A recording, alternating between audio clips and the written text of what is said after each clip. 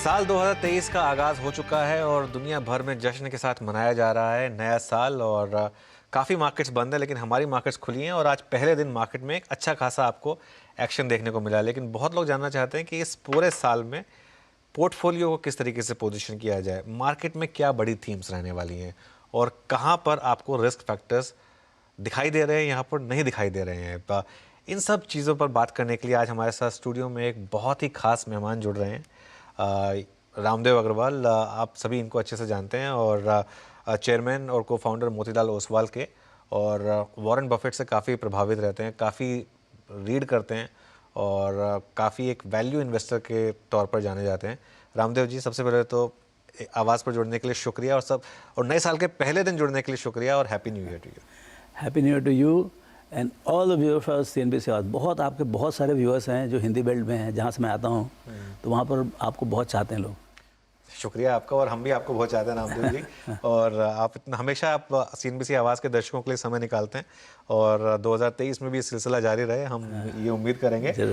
तो 2023 को आप किस तरीके से देख रहे हैं? 2022 तो एक बाइपोलर ईयर था, एक तरफ फाइनेंशियल बहुत चले, एक तरफ IT बिल्कुल नहीं चला, तो नेट रिजल्ट निफ्टी चला लेकिन ज़्यादा नहीं चला।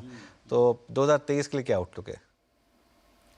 देखिए, हम तो कोई भी नया साल चालू करते हैं ऑप्टिमिज्म के साथ ही चालू करते हैं, बिल्कुल, क्योंकि हमेशा एक्सपेक्टेशन लेवल इज सेम कि 12 से 15% हम कमाएंगे, कोई भी लेवल से चालू करो। और ये लेवल ठीक है, मतलब बढ़ा नहीं है, काफ़ी दिन से ये लेवल जो है वही मेंटेन्ड है।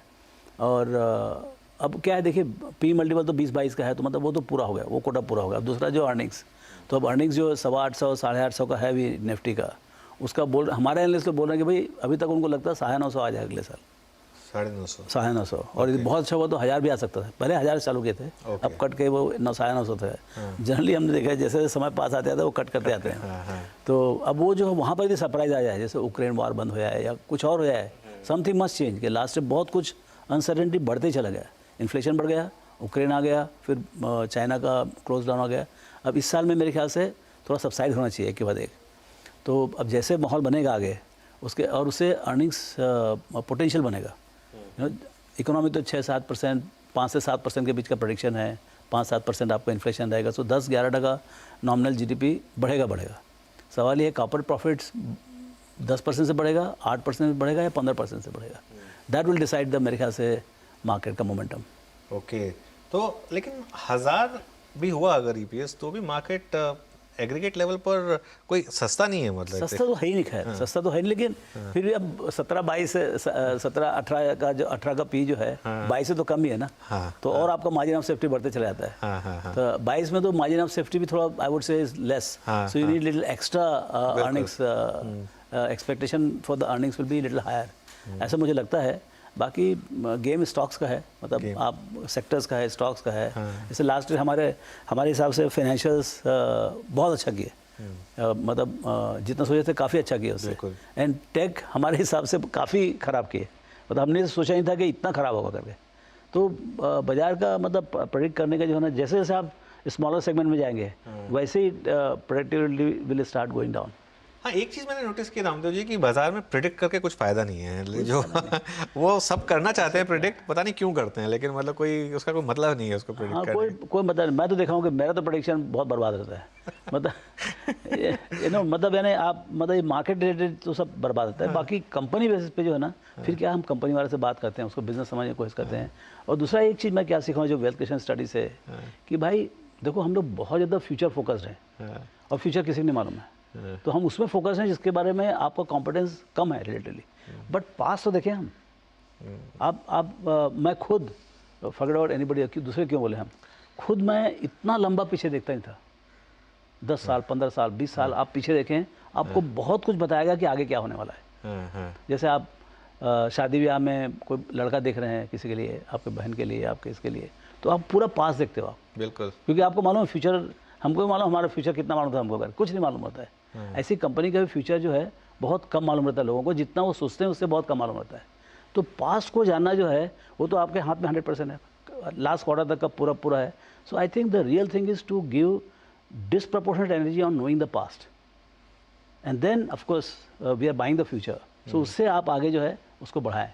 वो होता क्या है कि पास्ट पूरा ख़राब है, और फ्यूचर बहुत ब्राइट दिखता है। समझे ना।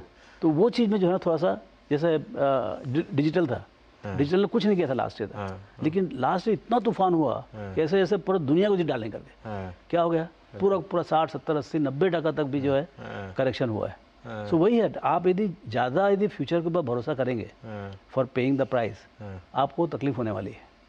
तो रामदेव जी, सिंस आपने बात छेड़ दी है इसकी, डिजिटल में अब जो हो गया उसके बाद कई स्टॉक्स काफ़ी अट्रैक्टिव हैं, कई लोग ले भी रहे हैं, लेकिन आप यहाँ पर लेंगे या फिर जो आपको एक थोड़ा लगा कि एक झटका लगा वो जोमेटो के बाद, तो आपको लग रहा है कि नहीं इसको यहाँ पर अवॉइड ही किया जाए? नहीं, अवॉइड नहीं। देखिए कंपनी वाले से मिलेंगे, उनको भी चाय पीने बुलाएंगे, हम भी चाय पीने जाएंगे, लेकिन अवॉइड करेंगे। हाँ, लेकिन अभी जो है ना ज़्यादा कमिट नहीं करेंगे, क्योंकि अभी समझ से रिकवर हो रहे हैं। जो पहले समझ थे उसको ठीक करने की कोशिश कर रहे हैं कि भाई ये पैसे कमाएंगे, कब कमाएंगे, कितना कमाएंगे, are we paying too much for this right now. भाई उनके बाद जिसके पास 10,000 15,000 करोड़ रुपये, उतना तो उनका बनता ही है ना कीमत। भाई आपका कैश इन है नहीं उतना, तो वन टाइम तो उतना देंगे ही देंगे, फिर उसके बाद कुछ वैल्यूएशन जो आप बिजनेस कर रहे हो उसके लिए भी है। देखिए ईयर एंड हुआ, इसमें देखिए कितना तूफान हुआ इन टर्म्स ऑफ डिलीवरीज, मतलब आपको डिलीवरी बॉयज नहीं मिल रहे थे क्रिसमस दिन और कल ईयर एंड। वो दीपेंद्र जी ने खुद डिलीवरी बॉय की यूनिफॉर्म पहन के, आपने देखी वो ट्वीट, वो खुद डिलीवरी बॉय बन गए हैं और वो ऑर्डर डिलीवर कर रहे हैं। वो कह रहे हैं इतना लोड है कि मैं बहुत ज़्यादा डिलीवर कर रहा हूं। वही तो, so the concept has now caught on, now there is more belief. मैं घर में देखता हूँ कि मैं अपने बिल्डिंग में चेक किया कि भाई कितने आता डिलीवरी करके, तो मेरे मालूम पर रोज़ साहब बोलते हैं आधा ज़्यादा ट्रैफिक सिर्फ डिलीवरी का है। मैं छोटी बिल्डिंग है, 40-45 डिलीवरी रोज आता है और बढ़ते आ रहा है वो। तो clearly as a concept of delivery it has become part of life. तो इसमें बिजनेस में तो दम है। अब सवाल ये है कि is it the most unpopular time? Clearly 60-70% गिर गया, मतलब ये है कि अब यहाँ से थोड़ा जो है शुरुआत करना चाहिए, ऐसा मुझे लगता है, but not full time, because हो सकता है कि यहाँ से भी जो है थोड़ा और आपको तकलीफ दे, एटलीस्ट टाइम वाइज तो तकलीफ देगा ही। लेकिन एक लेसन तो मिल गया इन लोगों को कि stock market cares about profit. मतलब आप प्राइवेट मार्केट में आप कुछ भी करिए, लेकिन स्टॉक मार्केट में आप एक बार आ गए तो आपको एक कहीं ना कहीं एक प्रॉफिटेबिलिटी का वो दिखाना पड़ेगा। अब वही जो प्रॉफिट का जो ये है, जैसे बाजू वाले ने कल परसों कहीं पर स्टेटमेंट देखा मैं कि उनको 1 साल के अंदर ही प्रॉफिट में आने का। तो वो जो जल्दी है प्रॉफिट आने का, ताकि उनका जो वैल्यूएशन जो है ज़्यादा डिस्ट्रॉय मत हो, वो भी शायद गलत है कि मतलब आपका जो खुद का प्लान जो है उसको दूसरे एक्सट्रीम में चले आए आप। You must play it may be little slower, लेकिन अल्टीमेटली तो प्रॉफिट कमाने का है। बिल्कुल। अच्छा, तो हमने पासिंग में रेफरेंस दिया था कि आपने कहा कि बैंक्स ज़्यादा चल गए, आईटी काफ़ी ज़्यादा गिर गया, तो अब इन दो बड़े सेक्टर्स पर क्या हुआ आपको लग रहा है कि इस साल शायद मीन रिवर्जन हो जाए दोनों में? आप लोग सब चार्ट और देखते हो, आपको ज़्यादा समझ में आएगा। नहीं, अच्छा, लेकिन जनरली नहीं क्या कि एक्सटेंट ऑफ जो ये है डाइवर्जेंस है बहुत ज़्यादा है कि एक आप 50-60 मतलब पता नहीं, बैंकिंग पीएसयू बैंकिंग तो 70% बढ़ा है और प्राइवेट सेक्टर बैंक भी 20-25% बढ़ा होगा। तो मतलब आप एक तरफ से मतलब अभी उसमें वेटेड निकालें तो 35-40% आ गया और दूसरा 25-30% नीचे है, तो 60% का डाइवर्जेंस। हाँ, तो इतना बड़ा डाइवर्जेंस जो है ये तो मतलब is not called for. So of course banks deserve to be re-rated, and जो आपका जो ये है क्या नाम है टेक जो है should have been moderated but not so much. तो मेरे को लगता है कि थोड़ा धुलाई पूरी हो गई है। अब कंपनी वाइज जहाँ पर आपको रिजनेबलनेस लग रहा है, स्टार्ट बिल्डिंग इट। सी जितना ज़्यादा अनपॉपुलर हो जाएगा उतना ज़्यादा your conviction should go up. Okay, मतलब तो आईटी में लग रहा है आपको कि अब मौके मिलने शुरू हो गए हैं? मौके मिलने शुरू हो जाएंगे, हो गए हैं एक्चुअली, लेकिन जहाँ समझ है वहाँ पर देखना चाहिए। हो सकता है समय और लगे थोड़ा बहुत, क्योंकि अब क्योंकि बाज़ार काफ़ी आगे चलता है, तो हो सकता है कि जो और जो टेक्नोलॉजी का जो पेनिट्रेशन है वो बढ़ते आ रहा है नए से, मतलब इट्स अ मैराथन। टेक्नोलॉजी का पेनिट्रेशन इज़ मैराथन। ये 100-200 मीटर 400 मीटर वाली बात नहीं है, ये 5 साल में ख़त्म हो 10 साल में ख़त्म हो जाएगा। मेरे को इतना ना 15-20-25 साल में पता नहीं कुछ रहेगा कि नहीं, सब कुछ वर्चुअल हो जाएगा, इस टाइप का लगता है। तो क्लियरली टेक्नोलॉजी का इम्पोर्टेंस है और Indians are going to execute everything. तो ये तो मतलब जैसे अब बात आ रही है कि भाई 200 का 350-400 बिलियन डॉलर का एक्सपोर्ट 4-5 साल 6 साल में दिख रहा है लोगों को, कोई 30 में बोलता है, कोई 28 में बोलता है, डिपेंडिंग ऑन द फोरकास्टर। लेकिन ये जर्नी जो है ये तो होने वाला है, तो आपको तो पार्टिसिपेट करना ही है, क्योंकि underlying profitability 60-70%, free cash flow 90-95% of the profit is delivered in free cash flow. तो ये ये है तो सेक्टर बहुत अच्छा और 25-30% करेक्ट भी हो गया है, तो धीरे धीरे हम खरीदें। किसको मालूम बॉटम? बिल्कुल, बॉटम तो खैर किसी को नहीं मालूम है। और लेकिन अच्छा रामदेव जी, पिछली बार जब आप स्टूडियो आए थे तो आप पीएसयू बैंकों पर काफ़ी बुलिश थे। इनफैक्ट आपका एक व्यू था कि काफ़ी अंडर वैल्यूड स्टॉक्स थे और उनका एक पोर्टफोलियो अच्छा चलेगा। जैसा आपने कहा कि इतनी उम्मीद तो आपकी भी नहीं होगी कि एक साल में 70% चल जाएंगे, चलेंगे लेकिन इतना चल जाएंगे। अब ये क्या ओवर क्राउडेड ट्रेड बन रही है क्या यहाँ पर? ये सभी लोग बात करते हैं उसके बारे में, हाँ, है ना, तो थोड़ा सा पॉपुलरिटी हो गया। फंडामेंटली जो उनका आर्किटेक्चर है, देखिए अब सब जितने चेयरमैन सब रिटायर हो रहे हैं, सारे आज प्रभाकर जी भी रिटायर हो गए। वही तो कैनरा बैंक ये जो से। है ये लीडरशिप चाहिए, कंसिस्टेंसी चाहिए। हाँ, कोई भी बिजनेस बढ़ाने के लिए उसमें मतलब मैंने आपको मैं पीटूं उसके लिए मैं तो कंटिन्यूस करूँ ना भाई, कि मैं तो पैदाइशी तो आपको नहीं पीट सकता ना। तो 2-5 साल मैं इस कुर्सी में बैठूंगा तब जाके मैं गेम सीखूंगा वहाँ से बैठ बिल्कुल, के। हाँ। और जैसे मैं गेम सीखता हूँ बोलते हैं चलो भाई नेक्स्ट आदमी आएगा, तो हमेशा ही सीखते रहते हैं चेयरमैन वहाँ पर। सो वो चीज़ जो है मेरे ख्याल से सरकार को समझनी चाहिए कि भाई हम उनको या तो यंगर आदमी को लेके आए ताकि 5-7 साल बैठ सकें वो। हाँ। तो वो उनको चीज़ बहुत समझाया क्यों नहीं जा रहा है? इतने मतलब अब तो इतने लोग हैं जो, और एक क्लियरली फोकस भी है उनका थोड़ा सा बहुत कैपिटल फोकस है, मार्केट्स बहुत पर, फोकस है, क्लियरली दिखता है। बहुत है, तो ये और उनको बेचने का है तो उनको तो अच्छे से एग्जैक्टली वो मैं कह रहा हूँ। तो फिर इम्प्लीमेंट वो एक प्रमोटर की तरह क्यों नहीं सोच रहे हैं? मेरे को लगता है कि जो जिस जिस जैसे एसबीआई तो नहीं बेचना उनको, तो ठीक है भाई 5 साल के रखो, लेकिन जो जो बैंक बेचना है उसमें 10 साल का रखना चाहिए। अच्छा। ताकि वो 5-7 साल में जो चेयरमैन आया, अच्छा चेयरमैन आया, हाँ। उसको इतना बढ़िया पाल पोस के बड़ा करे हाँ। कि जो दूसरे लेने वाले जो है उसको 3-4-5 गुना भाव ले। हाँ, क्योंकि वरना उसमें फिर नया चेयरमैन आता है, फिर कुछ फिर किचन नया सिंकिंग हो जाती नया है। ढंग से सोचेगा ना वो। हाँ हाँ हाँ, बिल्कुल। आई थिंक LIC में भी चेयरमैन नए आ रहे हैं। हाँ, LIC में भी नए चेयरमैन आ रहे हैं। हाँ, चलिए ठीक है। तो ये तो हो गई बात फिर पीएसयू बैंकों की। आप रामदेव जी और 2023 में कहाँ पर बुलिश हैं? कौन से थीम्स आपको अपनी तरफ से अच्छी लग रही हैं? देखिए हम मेरे लिए जो है ना, मेरे लिए नया चीज़ क्या है 2023 में, मेरे को जो वेल्थ क्रिएशन स्टडी किया ना, कंसिस्टेंट एंड वॉलेटाइल्स, तो मैं को जो है मेरा जो क्वोशेंट है मेरे पोर्टफोलियो में वो मेरे को बढ़ाने का है कंसिस्टेंस का। अच्छा। सो मैं I am more past focus than future focused. देखिए 100% तो हम इन्वेस्टेड रहेंगे ही रहेंगे, बिल्कुल। मैं बारो नहीं करूँगा लेकिन इन्वेस्टेड पूरा रहूँगा। सो मेरे को ठीक है शायद 22 का पिए तो मेरा रिटर्न कुड बी 10%, 8%, कुछ भी हो सकता है। और again it could be a flat year like last year, but very unlikely. Last year का फ्लैट होने के बाद इस साल रिटर्न थोड़ा अच्छा ही आना चाहिए। ओके। लास्ट ईयर का मेकअप करेगा ना थोड़ा सा। हाँ हाँ। सो मेरे ख्याल से 10 से 15% का रिटर्न एक्सपेक्ट करते हैं, लेकिन वो एक्सपेक्टेशन है, आया नहीं आया कुछ अंतर नहीं पड़ता है। हम तो अपने स्टॉक्स करते नहीं, वो चले मैं जाएंगे। समझ गया। आप एक bottom up clearly stock picker की हिसाब से वो करेंगे। इकोनॉमी फेसिंग स्टॉक्स में एक थोड़ा सा ये व्यू बन रहा है कि शायद अब 2023 में ये इंफ्रास्ट्रक्चर और थोड़े से रियल एस्टेट स्टॉक्स, इस तरीके के स्टॉक शायद थोड़ा अच्छा करेंगे। आप मानते हैं इस बात को? मैं देखिए रियल एस्टेट तो सबसे बड़ी इंडस्ट्री है वर्ल्ड वाइड, और यहाँ तो इंडिया में तो घर ही है ही नहीं। हाँ मतलब मैं घर अभी लास्ट मंथ खरीदा तो क्लियरली घर बहुत ज़्यादा चाहिए, है ना, तो अपॉर्चुनिटी बहुत बड़ा है। हाँ अब सवाल ये है कि जो हाँ जो कंपनीज हैं, आप देखिए बड़ी बड़ी कंपनी भी 5-10 हज़ार करोड़ का टर्न हो रहा है। मेरे समझ में आता है कि मतलब बड़ी से बड़ी कंपनी भी बहुत कम टर्न हो रहा है। सो साइज़ मतलब यहाँ पर 50,000 लाख करोड़ के टर्न वाली कंपनी बनने का बहुत चांस है। सवाल है किसमें वो व्हाट यू कॉल जज्बा है, जज्बा मतलब, है, हाँ, है ना, हाँ, हाँ। कि भाई मेरे को लाख करोड़ का डिलीवरी करने का एक साल में। हाँ हाँ अब मेरे को तो कोई दिखता नहीं जिस ढंग से वो चलाते हैं दुकान, उसमें मेरे लगता नहीं कि लाख करोड़ करने वाला कोई है।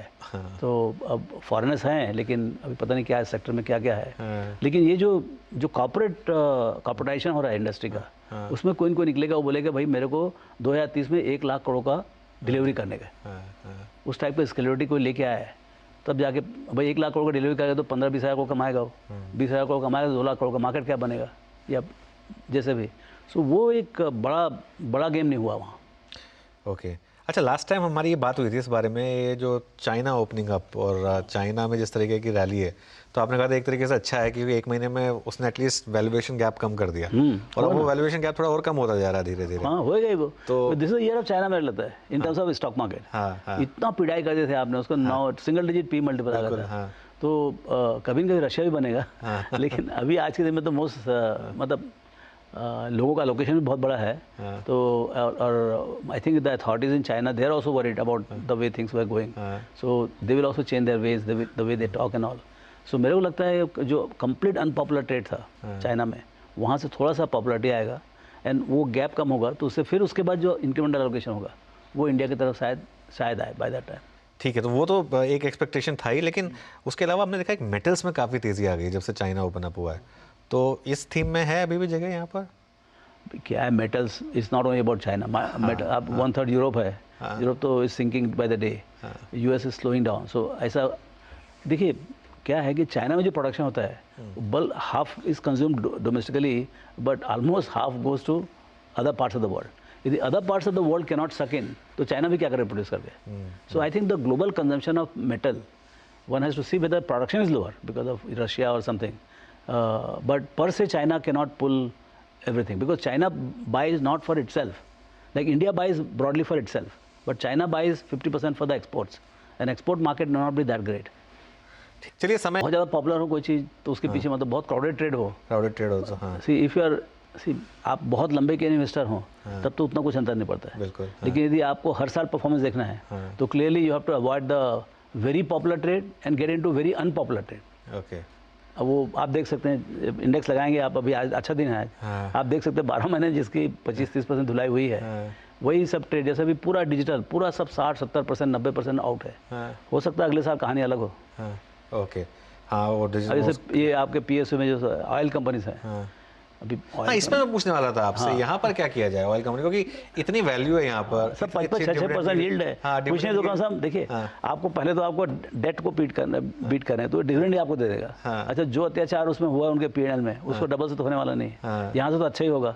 मुझे सुनाई पड़ रहा है इलेक्शन ईयर है ना, तो थोड़ा सा इलेक्शन अभी वो लोग सीख गए हैं कि भाई उनको बेचने का है कंपनी, तो they will take care of the company. और दूसरा 6.5% फिस्कल डेफिसिट है, सरकार के पास बहुत पैसे हैं, 1.5 लाख करोड़ का मंथली जीएसटी कलेक्शन हो गया, यू नो अगले साल तो कम 160-170 का होगा ना, भाई 10% 11% जीडीपी बढ़ रहा है तो उतना तो बढ़ना चाहिए ना। तो clearly government is not tight cornered about the revenues. So मेरे को नहीं लगता है कि unless oil goes to 120-130 then उनके हाथ बन जाते हैं कि हम क्या करें, कितना बढ़ाए भाव, यू नो, एंड रेवेन्यू आपका भाव भी बढ़ गया, उधर रेवेन्यू कलेक्शन भी कम, so then government has fiscal tightness. अभी ऐसा मुझे लग नहीं रहा है। अच्छा रामदेव जी, आप काफ़ी रिसर्च करते हैं इन सब चीज़ों में, आपका मतलब पूरा हाउस काफ़ी रिसर्च करता है। एक जो थीम प्ले आउट हुई थी कि रूरल में थोड़ा स्ट्रेस था और अर्बन में थोड़ा सा काफ़ी तेज़ी थी, वो के शेप की बात हो रही थी जो, वो अभी भी इंटैक्ट है या थोड़े चांसेस हैं उसके ओपन अप होने के? अभी तक तो वैसे ही दिखता है, मतलब when I see the monthly data, जैसे मेरे लिए एक सबसे बड़ा ये है कि भाई आपका टू व्हीलर डिमांड, सो जो पॉपुलर टू व्हीलर जो रूरल इंडिया में बिकता है 100-125 सीसी वाले, जब तक उसका चाहे किसका भी आए, चाहे हीरो का आए, चाहे टीवीएस का आए, बजाज का आए, जिसका भी बिके, लेकिन that segment should get lifted. भाई आप इतना ऑल टाइम हाई की बात कर रहे हैं, इतना 7% 8% जीडीपी की बात कर रहे हैं, वेयर इज मनी गॉन? भाई 2 साल हो गए कोविड हुए, जो लोकल ट्रांसफर्स थे जो शहर से जो गाँव जाते थे वो ही पूरा हो रहा है, क्रॉप अच्छे हैं, एमएसपी बहुत अच्छा है, monsoon is not that bad. So मतलब मेरे को नहीं समझ में आ रहा है कि आई think the only thing can be inflation. Inflationary pressure economy में बहुत ज़्यादा है, तो it hurts the poor a lot, तो उसी कारण से शायद रिकवरी लेट हो, लेकिन मेरे लगता है इस साल that could be one thing which might come back. जी देखिए, ऑटोज़ की बात करते ही रामदेव जी का अपने आप एकदम से हीरो की तरफ एक रुझान आता है, क्योंकि हीरो मोटो जब हीरो होंडा उसका नाम था, तो रामदेव जी ने उस स्टॉक में सबसे ज़्यादा पैसा बनाया था, और जितना उनकी इन्वेस्टमेंट थी उससे कहीं ज़्यादा तो डिविडेंड के थ्रू उनको मिल गया था। वो हीरो होंडा उस समय पे काफ़ी अच्छा डिविडेंड देती थी, मुझे याद है। और आप हमेशा जब भी मेरी रामदेव जी से बात होती थी तो वो बोलते थे डिविडेंड कितना दिया ये सबसे ज़रूरी होता था। तो रामदेव जी, अब हालांकि ये कहते हैं कि रिस्क फैक्टर अगर दिखाई दे जाए तो शायद रिस्क ना हो, तो लेकिन कुछ दिख रहा है 2023 में रिस्क फैक्टर?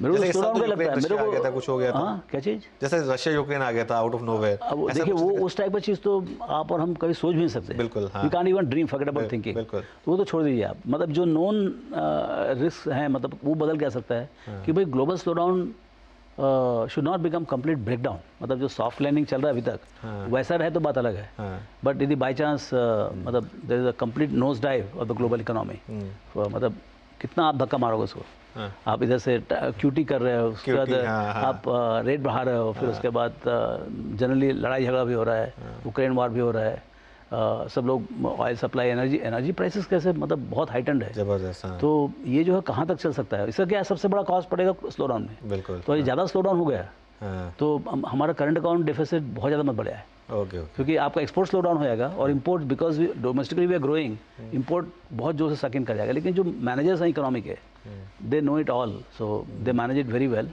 तो इसमें आपको लग रहा है कि शायद जो बात चल रही है कि क्या फेड को लगेगा कि बहुत ज़्यादा स्लो डाउन हो गया, हमने बहुत ज़्यादा रेट बढ़ा दिए, कहीं रुक जाएं या थोड़ा सा पॉज कर दें, ऐसा? भाई वो भगवान है, हाँ वो क्या करेंगे ना, जब जो पड़े करेंगे। मतलब आज तक कुछ भी बोले और कल डेटा बदल जाएगा तो उनका डायलॉग बदल जाएगा, उनका एक्ट बदल जाएगा। हाँ। और फिर मार्केट भी पूरा यू टर्न हो जाएगा। हाँ हाँ हाँ। तो मतलब अब देखिए पहला महीना आया था जब 0.2% मंथ ऑन मंथ इन्फ्लेशन था, but there was 1 point only. हो सकता है अगले महीने ज़्यादा आ जाए हाँ या उससे भी कम आ जाए। हाँ। तो अब वो 2-3 महीना 4 महीना जो है ना, वो ट्रेंड सेट होगा। 3-4 महीने बाद मालूम पड़ा कि भाई quarter on quarter it's only say 0.5% और समथिंग। फिर उसके बाद पॉलिसी एटलीस्ट स्लो डाउन होगा कि भाई और ज़्यादा रेज नहीं करेंगे। Let's watch for the full play out इस टाइम। मतलब ऐसा लगता है मुझे, बट ज़्यादा मैं उसको ध्यान देता नहीं। लेकिन हो सकता है ग्लोबल स्लो डाउन बहुत डीप हो जाए और वो एक तरीके से शायद हमारे लिए तकलीफ हो। 2022 की मेरे लिए सबसे बड़ी हाईलाइट थी कि एफआईएस ने 2.7 लाख करोड़ का माल बेचा। मार्केट गिरा नहीं, और क्योंकि पूरा का पूरा डोमेस्टिक इंडस्ट्री ने खरीद लिया। वो कंटिन्यू रहेगा आपके हिसाब से? देखिए डोमेस्टिक तो कंटिन्यू रहेगा पक्का। हाँ मतलब particularly if index is stable at around this 17,000-18,000, तो उसमें क्या ज़्यादा मार नहीं पड़ता। एसआईपी कर रहे हैं लोग, तो बहुत ज़्यादा ये नहीं होता है। तो नाउ द प्रिपरेशन कि भाई कभी 22-23 हज़ार हो जाए, मतलब जैसे 20% मान लो रिटर्न आ गया। हाँ जब नहीं दिखता तो ही आता है, मान लो आ गया, फिर तो उनको सबको लॉटरी लग गई जितने लोग एसआईपी के।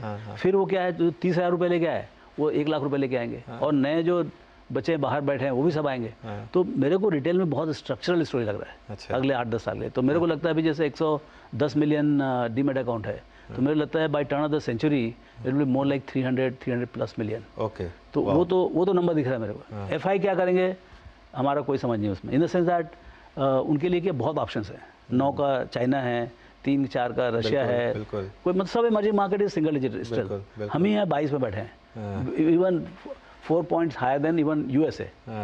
तो we are more like Nasdaq I think 27-28 type ऐसा कुछ है, वी आर एट 22। सो तो ये वैल्यूएशन अच्छा, ग्रोथ एक्सपेक्टेशन इंडिया का भी बहुत ज़्यादा है। We are consistent country, continuous चलेगा। तो सब मिला के मुझे लगता है कि ये साल जो काफ़ी इंटरेस्टिंग रहेगा। और ऐसे बहुत ज़्यादा, क्योंकि इतने रिस्क देख लिया आपने कि अब उसके नया पूरा का पूरा आए, और कहीं कहीं तो आ सकता है, ऐसा बात नहीं है। चलिए रामदेव जी, और आपकी ज़रूरत पड़ेगी इस पूरे साल, और जैसा आपने पहले दिन साथ दिया, उम्मीद करेंगे कि आगे पूरे साल आपका साथ मिले। और नहीं हम तो हमारे साथ जुड़ने के लिए ऑलवेज और happy new year to you. तो ये हमारी खास पेशकश वेलकम 2023।